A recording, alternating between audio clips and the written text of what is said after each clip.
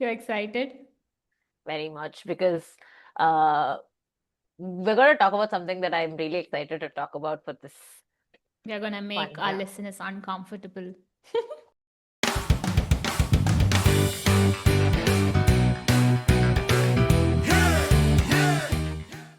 As usual, but yeah, so do you want to tell them what we're going to talk about today?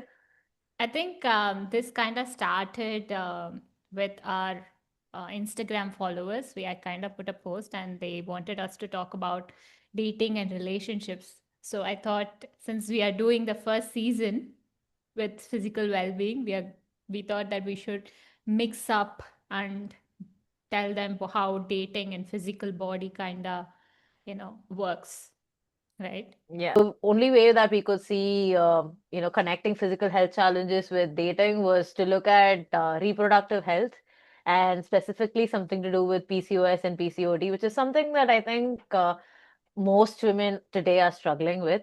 And the way that we want to take this forward is not to kind of talk more about, the physiological implications of PCOS or PCOD, but to talk about how this one interesting study that kind of shows a heavy correlation between PCOS symptoms and emotional factors, which kind of falls into the broad topic of dating. Do you want to tell our audiences what exactly PCOS is? Yeah. So this, I think a lot of knowledge about reproductive idea and, the biology behind it came from my experience with working in an IVF center. Yeah. So I think PCOS is what people understand. I really want to educate people on that. So because the normal thing you will hear is it's a cyst, right? And when Mhm. we hear cyst, we usually think of it as a tumor or something like cancer. So I really want listeners to understand it is not a tumor or a cancer. Rather, what happens is there are these chemicals in your body. So one of these chemicals is our hormones. And these hormones kind of we have like male hormones and female hormones, right? So what happens is there's kind of an imbalance that happens in PCOS. So what happens is we have more of a male hormone and less of a female hormone, and this kind of messes up our, the whole system about how these eggs are being released from our ovary. So normally what happens is if we actually look at our ovary in a scan, we will have one big egg every month being released and the others few small eggs. But what happens is because of these hormone imbalance, lot of these eggs get matured, but in a very less optimum level. It doesn't get completely mature. So it looks like blobs of cyst in the scan, but it's actually not cancerous or something. It's just unmatured eggs. So that is the PCOS. So what happens is when this male hormones kind of increases in our body as a women, we kind of get acne, facial hair. A lot of women have like facial hair and infertility, irregular periods. So these are things that kind of happens. So yeah, quite Right. difficult. Yeah. So when we look at, these hormones and when you're talking about male hormones and how they are found in plenty in women with PCOS, what could be like, the implication of it? What do I mean is, uh, does this mean that women with PCOS have much more masculine qualities, at least when you're looking at their physiological expression? Uh, does that happen? So one thing is not gonna change our sex or the sexuality that we have, the femininity that we have. It's not gonna change that.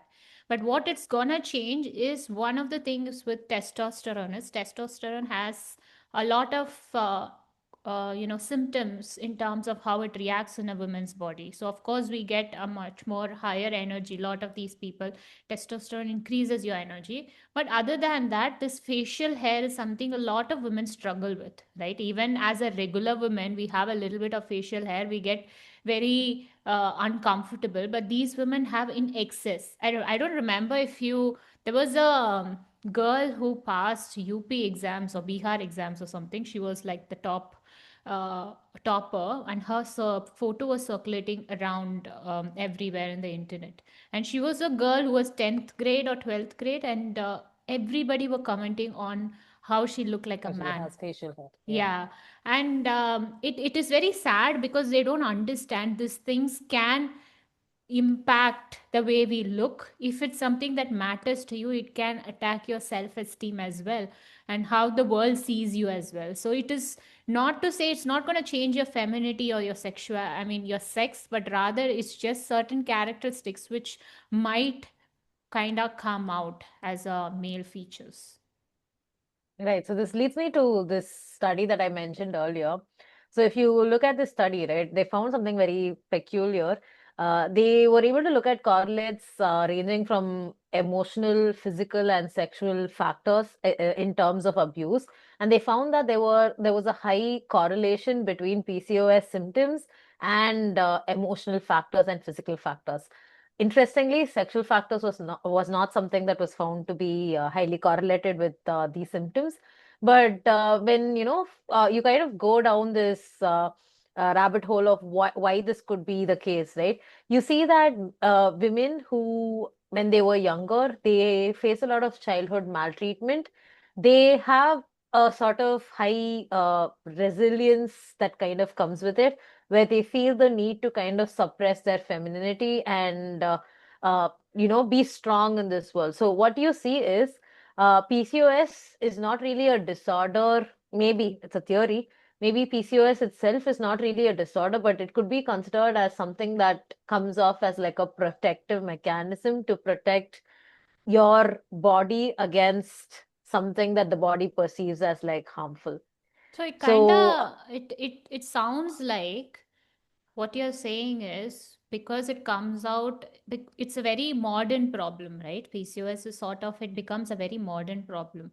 And I think modern women were the first one to experience the fact that I am not a male.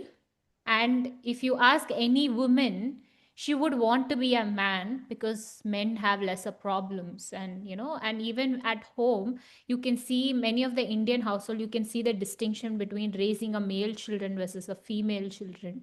So inherently, lot of women, I feel, has been earning, yearning to become a man or feel like a man or take on man roles, right? So if you want to be a businesswoman or in a career woman, you have to have manly qualities to fight with the equal male that is in the field. So I feel like we are being I don't forced think into it's it.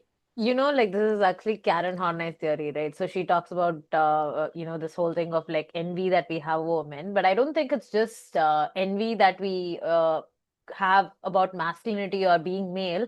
This is again like a thing that Adler talks about, where he says women don't envy male sex, but women envy male freedom. We are not able to kind of exist in isolation by ourselves, where we are good enough, we are healthy enough. So if you look at the levels of stress that we go through just to prove that we are good enough to exist, right?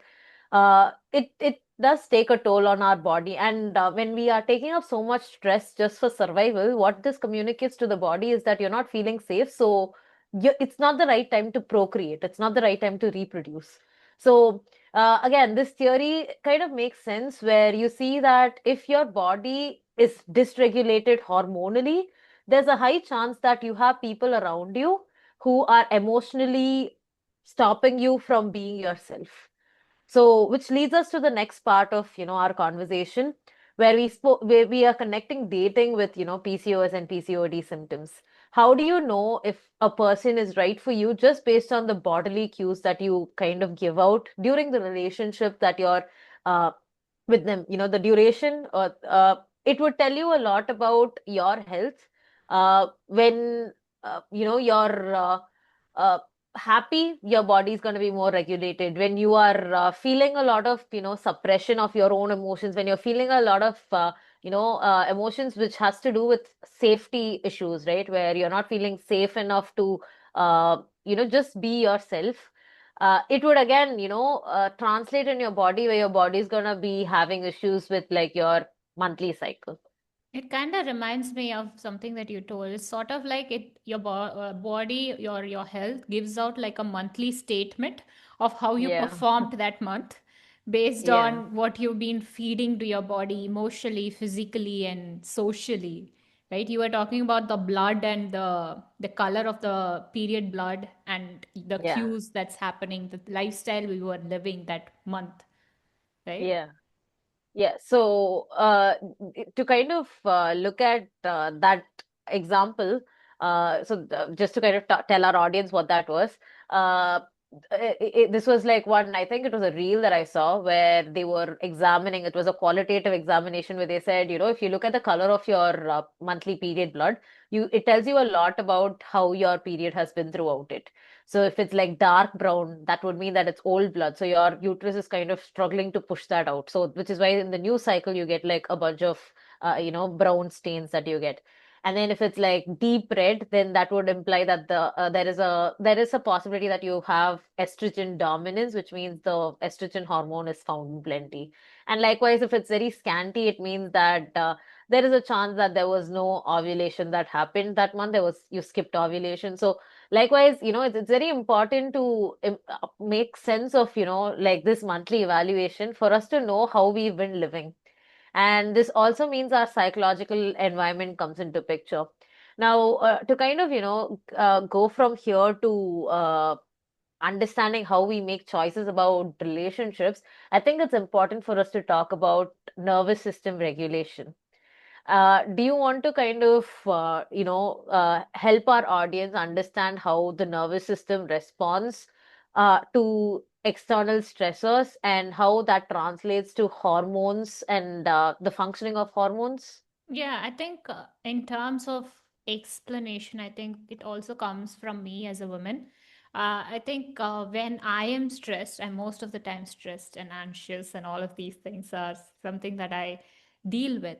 So what happens is when you're feeling a nervous system attack. So say this attack happens when you feel unsafe or you feel triggered, you feel scared, you feel uncomfortable, whatever it is. It can be an abuse, for something that you experienced in your day-to-day life. For example, you are with your partner and your partner constantly makes you feel that you are small or you're insignificant. Then every time that you are with that partner, you are getting triggered and your nervous system is saying, I feel unsafe, I feel triggered, I don't feel good, I don't feel like I'm enough, I don't feel like I am good enough, he doesn't like me because I am not good enough. So the thing is, every time similar things happen, your nervous system gets into your a series of things, series of racket, the loops that starts to kick in. Like your cortisol will shoot up. Your cortisol is your stress hormone.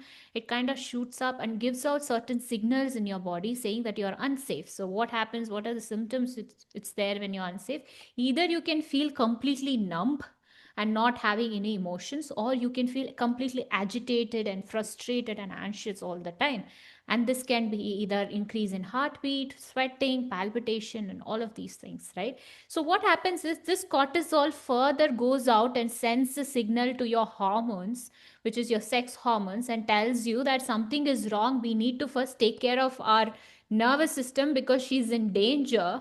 Even though she is not completely in danger, your brain thinks that you are in danger and tries to protect you, right? So the resources that your body needs to protect your sexual hormones or sexual organs become secondary.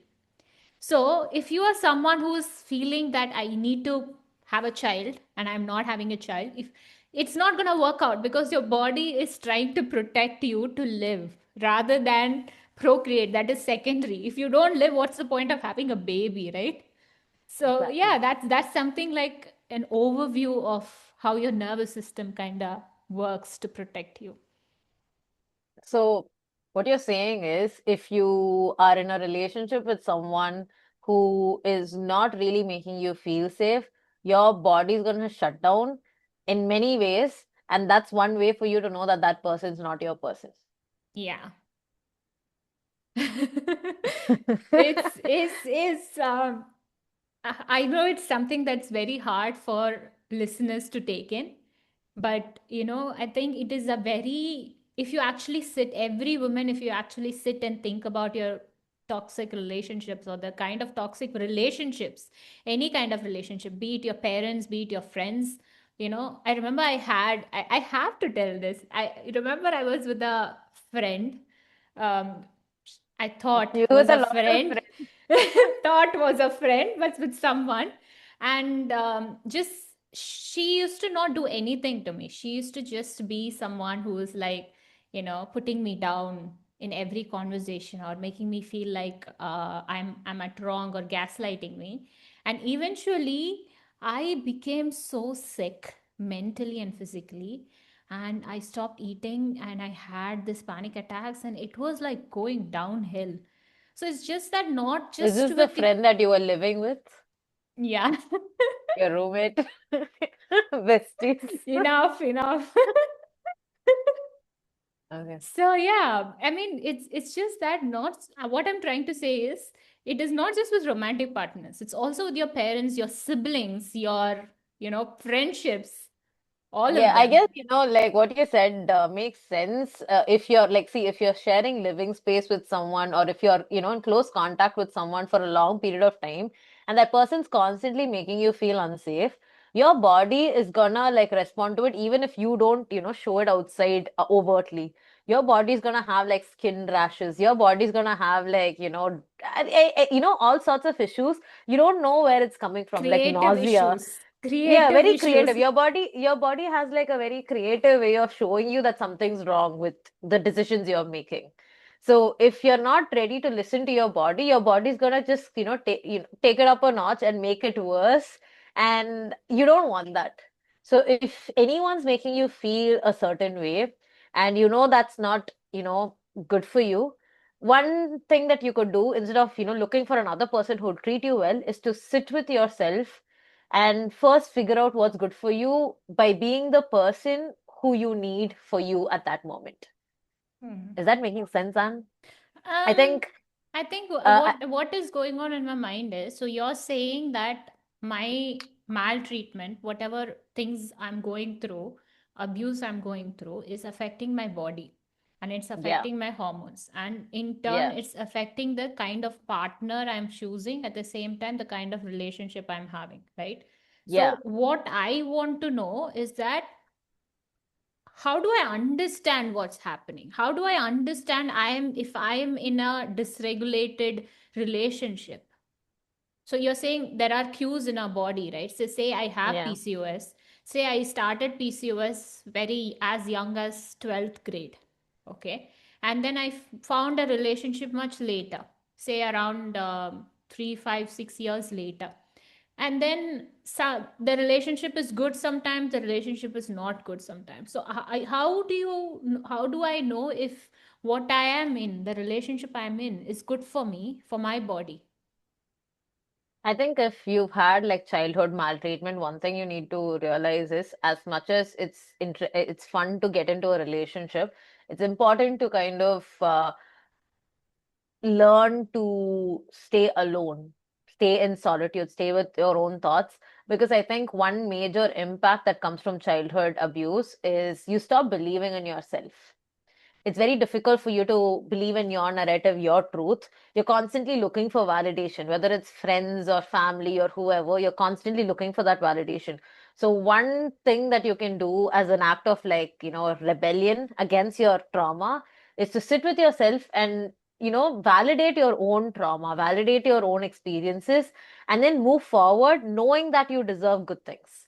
Because if you're gonna again look for validation outside, you're gonna find the same kind of people who were there in your childhood, who are gonna come in and who are gonna invalidate you. Because, if as long as you do not know who you are, you're gonna constantly find people who are gonna tell you what you have to be. Hmm. So I think for anyone who can identify themselves in this, character, right, where that there was a lot of mistreatment, maltreatment, abuse that happened growing up, are you willing to change? Do you want to change? Do you want to have a happy and healthy relationship? If yes, would you be willing to make this huge sacrifice where you let go of social validation, you stick with yourself, you just sit with solitude? But and you figure out. but the world has taught us that, you know, one of the main things when you talk to people, especially in therapy, right? You teach them all of these things. You tell them about self awareness. You tell the need to find yourself, find that selfish love towards yourself first. But then the world around us kind of makes them feel lonely, right? It's easier for people to get that validation and feel safe when there's another person they are keeping on validating them. Say they are in a normal relation, they are in a healthy relationship, they are being validated, but their problem is still there, right? So how it if they kind of turn to their problem, the one emotion that comes up is loneliness, and it scares the shit out of them. So what do you do? Exactly. I think loneliness is something that you have to reframe and sit with, because I can relate to loneliness a lot. I think growing up, there was a lot of loneliness and emptiness that I felt, where a lot of things didn't make sense. If you sit and think about anything that you do as normal, right, like school, education, work, a lot of these things feel very empty if you don't have, a happy relationship to be part of. At the end of the day, I think we do these things hoping that someone will love us. For instance, I study well because I want my parents' validation. I work well because I have colleagues, or like the, whatever the appraisal that I get. So there's always like a validation loop that we're part of. So I think to break free from that, you need to kind of sit with your thoughts alone. I'm pretty sure like it's difficult for someone very young to do it, because your brain's not fully developed, right? So but then I think the closer you are to your 30s, which we are, I think it becomes easier for us to kind of calm ourselves and say, okay, it's okay to be lonely, but like during that loneliness, what do I need to do to kind of make myself feel more content, make myself feel more complete? So like things like, reading books. I remember, this one book by this author named Bell Hooks. She talks about love a lot, and it was very comforting. So for me, I think like one way that I dealt with loneliness was to kind of figure out people. So people here doesn't really have to be, just real life people. It can even be people who, communicate through media. So you have your favorite actors and you have your favorite speakers, authors, right? So when you kind of, consume that material, you kind of realize that you're not alone. Like this feeling is not a very unique feeling. It's not a rare feeling. Plenty of people who came before us have felt it. It's just that very few people knew how to navigate it. One good way to navigate it is also therapy, where you go sit and talk, and you understand that most of your life is all of your life, in fact, is your responsibility. And you get to kind of make a choice then. So if I'm choosing a partner, and I have a nervous system that is dysregulated, that's not able to kind of sense which is right, which is wrong, I have a choice here, where I could, choose to be in a relationship for the, sake of being in a relationship, where I'm still lonely when I'm in the relationship, but at least I have a relationship, Hmm. right? Nice. Or I can choose to work on my nervous system, and, choose a partner who's willing to work on their nervous system, So, are right? you saying if we regulate this and take care of our emotional self, are you saying my PCOS will go away? I think it's a bunch of factors, but I think once you start working on your emotional life, your mindset changes. If you feel loved in a relationship, right? If you feel like you're wanted, if you feel like, you're important, I think that kind of gives you the motivation to live longer. So I'm gonna like probably start working out. I'm gonna, start dressing up. I'm gonna like do things that give me a lot of joy, because I'm so loved. I think all of us ultimately know life is very valuable. It's just that we haven't found the right kind of emotional environment that makes it worth the while. And you can all try and test this model and see. Say if you're doing this for a month and see how your report card is turning out by the end of the, month where you're getting your periods, right? So I think for people with PCOS, the highest stress factor or the chase they have is to know when they're going to get the period, because they're not going to know when it's going to come. So it might, some for many people it comes 2 months, 3 months, 4 months. So it's like a constant wait about, they're also probably worrying about whether they are pregnant or whether they are, not getting their period. So it's sort of a very stressful cycle. But I guess if you start with this, you're loving your body, knowing your triggers and how you're regulating your emotions and wanting to sit with it and being okay with being happy and lonely, and also taking care of your body, naturally your body is going to give out a report card that is going to be in your favor,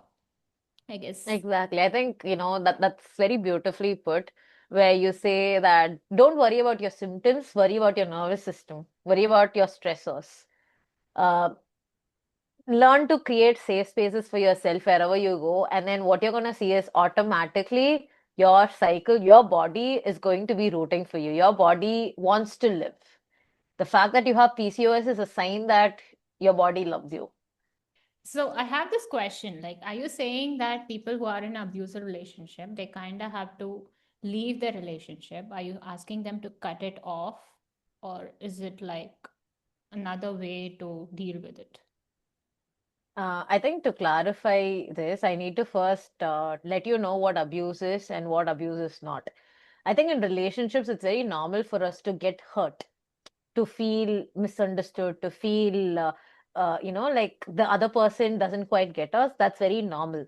So feeling hurt doesn't mean that you're being abused, Hmm. right? For instance, let's say if you grew up in a household where you were constantly criticized and you were made to feel like you can never be good enough, uh, if your current partner is going to ask you a question out of curiosity, right, you might misunderstand that and you might react and say, okay, this is abusive, Hmm. right? That is not abuse. Asking questions, asking for clarity is not abuse.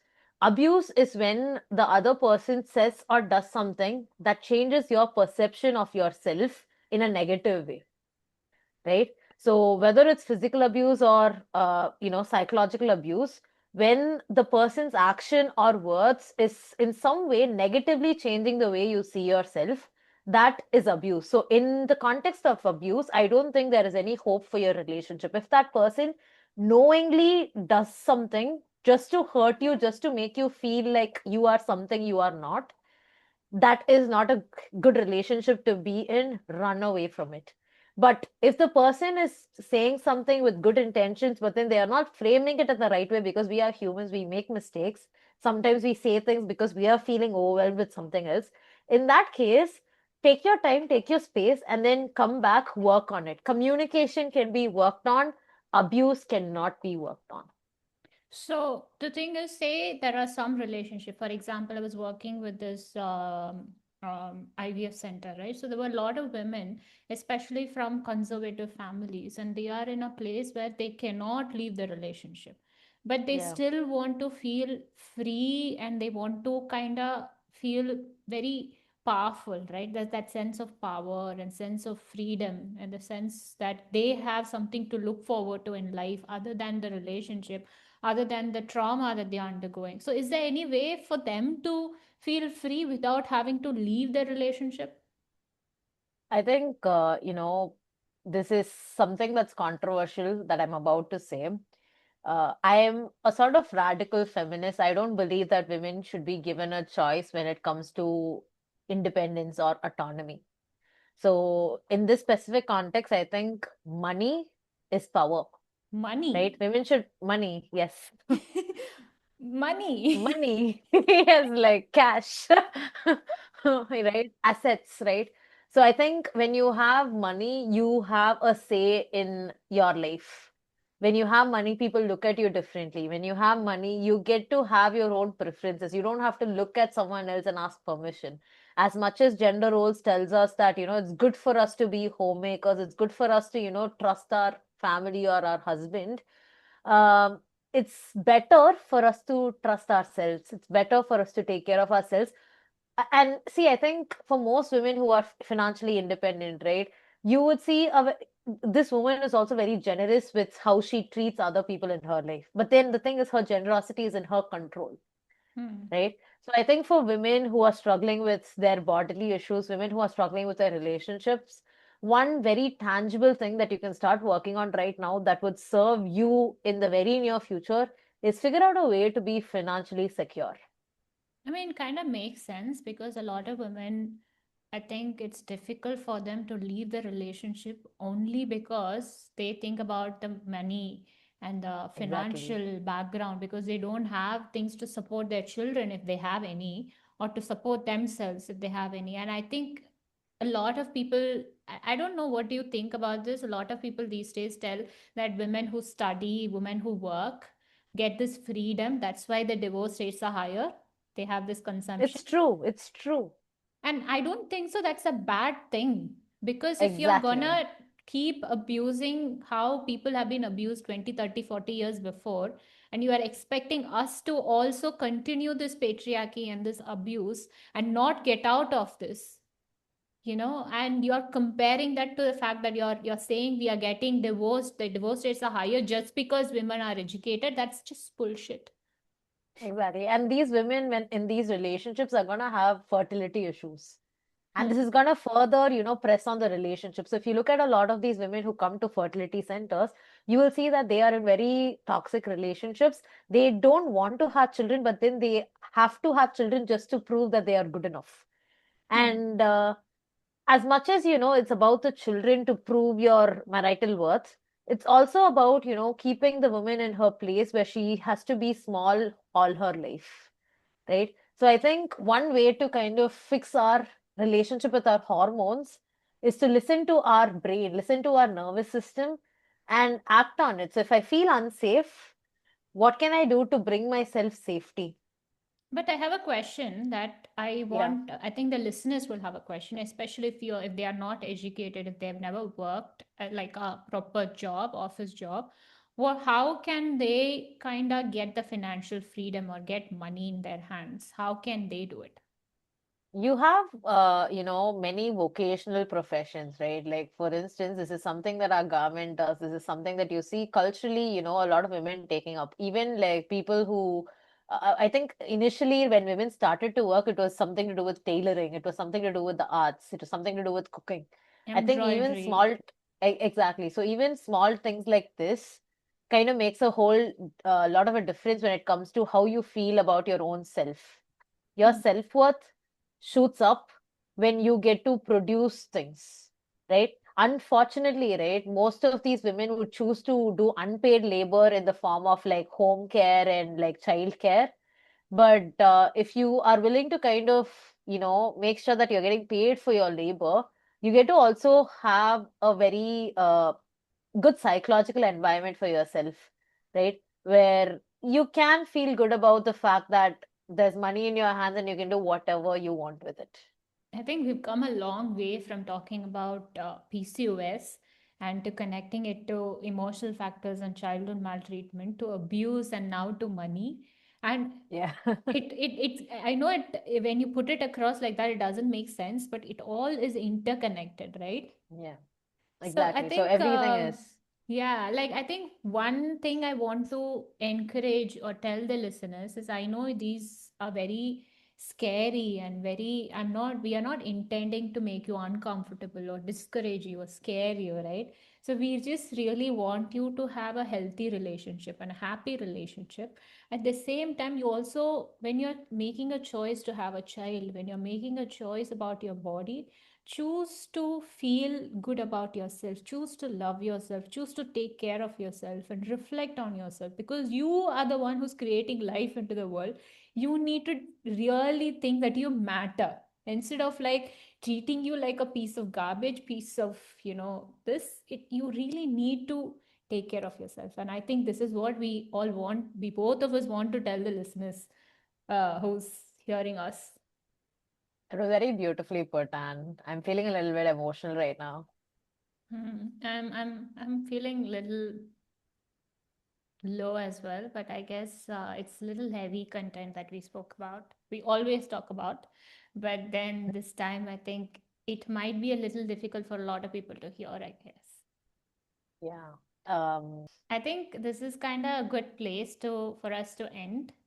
and leave our listeners to think about themselves, their relationship, their body, and their emotions. And I think we will take this forward in the further episodes.